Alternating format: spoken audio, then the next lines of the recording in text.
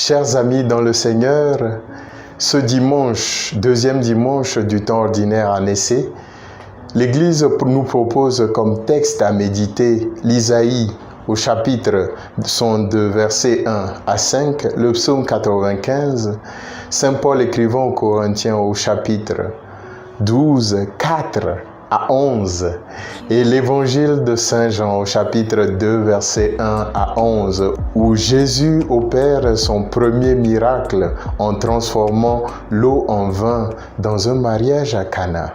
La voix du Seigneur aujourd'hui, une réflexion proposée par le jésuite Jean Améglé. As-tu déjà eu l'impression que malgré tous tes efforts, ta bonne volonté, les prières et les sacrifices, les jeûnes, les confessions pour se purifier de toute iniquité, ton projet n'avance presque pas?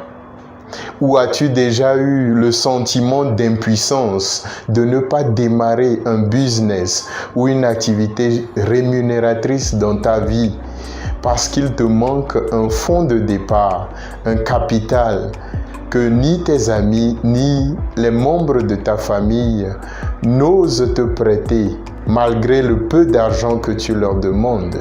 Le proverbe suédois de nous conseiller: parmi les plus faibles, le plus fort est celui qui n'oublie pas sa faiblesse.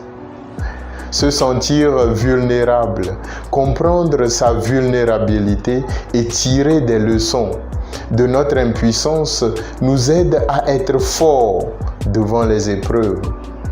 Dans les lectures que nous propose l'Église en ce jour, la mère de Jésus ouvre sa vulnérabilité et son impuissance à son fils. Ils n'ont pas de vin. Nous avons la tendance à nous cacher sous des voiles de Superman ou Superwoman quand nous traversons les épreuves. Cependant, nous avons les cœurs en larmes, des cœurs déchirés, frustrés par les événements ou par des personnes proches.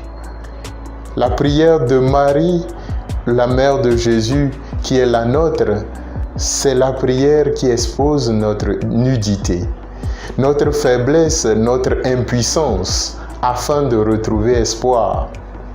Le proverbe arabe nous rappelle que Dieu nous donne des mains, mais il ne bâtit pas les ponts. En chacun de nous subsiste un capital de départ, des mains, des pieds, des dons variés de la grâce de Dieu, dira Saint Paul dans sa lettre aux Corinthiens. Dons de sagesse, de foi, de guérison, de discerner les inspirations. Dieu nous crée avec des talents et des potentiels à fructifier. Ces dons, ce sont les jarres d'eau que nous devons remplir. Quand le pétrole du village devient kérosène, où l'ampoule devient une étoile, ou de l'eau transformée en vin, ce n'est pas seulement dû au miracle divin. Dieu attend que nous fassions le premier pas, celui de puiser de l'eau et de remplir la jarre. Dans la culture chinoise, il est de coutume de donner une pièce d'1 franc au début de l'année à tous ceux que l'on rencontre.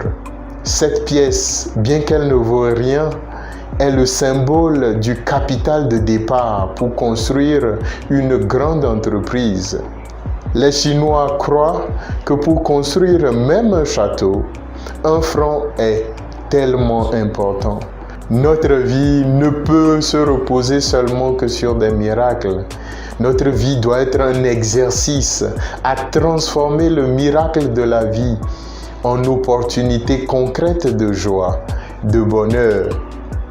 Pour transformer notre vie, nous avons besoin d'investir du temps, de l'énergie, de la réflexion et de l'action sur ce qui nous passionne vraiment, ce qui nous rend heureux.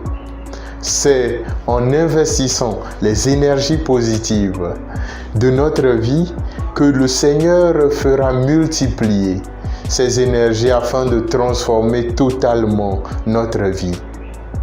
Le proverbe togolais de renchérir, là où le cœur est, les pieds n'hésitent pas à y aller. Bon dimanche et bonne journée à chacun d'entre vous.